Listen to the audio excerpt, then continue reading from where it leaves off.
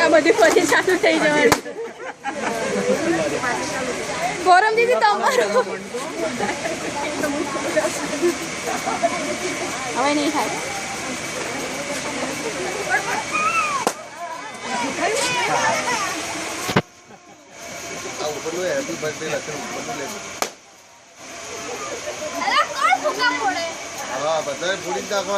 FD side please.